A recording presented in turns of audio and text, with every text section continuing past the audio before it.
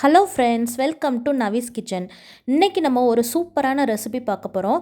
செட்டிநாடு பால் பணியாரம் எப்படி பண்ணுறதுன்னு பார்க்கலாம். நம்ம சேனலில் ஃபஸ்ட் டைம் பார்க்குறதா இருந்தால் நவீஸ் கிச்சனுக்கு சப்ஸ்கிரைப் பண்ணிவிட்டு வாங்க வீடியோவில் பார்க்கலாம். 1/2 கப் பச்சரிசி எடுத்துக்கோங்க. கூடவே 1/2 கப் உளுந்து. இதை 4லேருந்து 6 மணி நேரம் நம்ம ஊற வச்சுக்கலாம். இப்போ உளுந்து நான் 4 ஹவர்ஸ் நல்லா ஊற வச்சுருக்கேன், உளுந்தும் பச்சரிசியும். இப்போ அதை தண்ணியை நல்லா வாஷ் பண்ணிவிட்டு இந்த மாதிரி மிக்ஸி ஜாரில் ஆட் பண்ணிவிட்டு கூடவே 2 டேபிள் ஸ்பூன் அளவு நம்ம சீனி ஆட் பண்ணியிருக்கோம். இந்த சீனி எதுக்காண்டி ஆட் பண்ணியிருக்கோம் அப்படின்னா, மாவு ரொம்ப சப்புன்னு இல்லாமல் கொஞ்சம் நல்லா ஸ்வீட்னஸ் தரும், அதுக்காண்டி. இப்போ மாவு ரெடி ஆயிடுச்சு, அது இருக்கட்டும். இப்போ நம்ம தேங்காய் பால் ரெடி பண்ணிடலாம். தேங்காய் ஒரு தேங்காய் நான் எடுத்திருக்கேன். நீங்கள் உங்களுக்கு குவான்டிட்டி எவ்வளோ தேவையோ அதுக்கு தகுந்த மாதிரி நீங்கள் அட்ஜஸ்ட் பண்ணிக்கோங்க. தேங்காய் பாலை நல்லா எடுத்துகிட்டு, நல்லா திக்கான தேங்காய் பால் எடுத்துகிட்டு, ஸ்வீட்டுக்காண்டி நான் இதில் நாட்டு சர்க்கரை சேர்த்துருக்கேன். நீங்கள் வேணும் அப்படின்னா நீங்கள் நார்மலாக சுகர் கூட சேர்த்துக்கலாம். உங்கள் டேஸ்ட்டுக்கு தகுந்த மாதிரி இனிப்பு சேர்த்துக்கோங்க.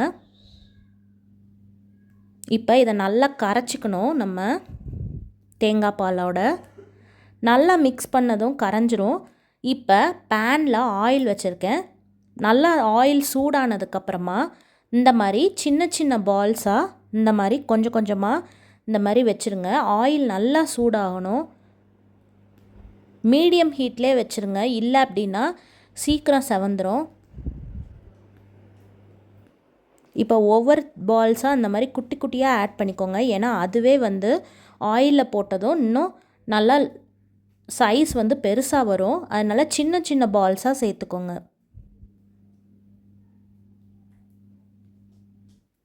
எல்லாத்தையும் இந்த மாதிரி சேர்த்ததுக்கப்புறமா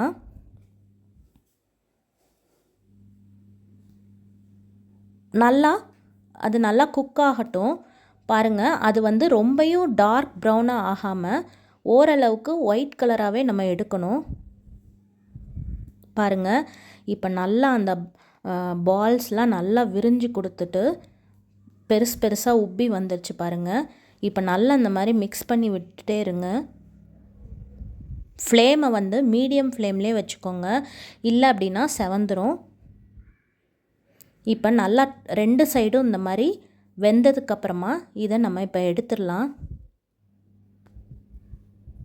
அதே மாதிரி ஒவ்வொரு பேட்சாக இந்த மாதிரி சேர்த்து செஞ்சுக்கோங்க. பாருங்கள் எவ்வளோ அழகாக இருக்குது. இது வெறுதாக சாப்பிட்றதுக்கே ரொம்ப நல்லாயிருக்கும். இந்த மாதிரி எடுத்துட்டு நம்ம அந்த பால் வச்சுருக்கோம்ல அதில் இந்த மாதிரி சேர்த்துருங்க. சேர்த்ததுக்கப்புறமா இதை ஒரு 10 to 15 மினிட்ஸ் நல்லா ஊறட்டும். ஊறினதுக்கப்புறமா சர்வ் பண்ணுங்கள். நம்மளோட செட்டிநாடு பால் பணியாரம் சூப்பராக ரெடி ஆயிடுச்சு. கண்டிப்பாக உங்களுக்கு இந்த வீடியோ பிடிச்சிருக்குன்னு நினைக்கிறேன். நீங்களும் கண்டிப்பாக இந்த ரெசிபியை ட்ரை பண்ணி பார்த்துட்டு உங்களோட கமெண்ட்ஸை கமெண்ட் செக்ஷனில் அனுப்புங்க. அதுக்கு முன்னாடி நம்ம சேனலில் ஃபஸ்ட் டைம் பார்க்கறதா இருந்தால் நவீஸ் கிச்சனுக்கு சப்ஸ்கிரைப் பண்ணிடுங்க. Thank you, bye bye.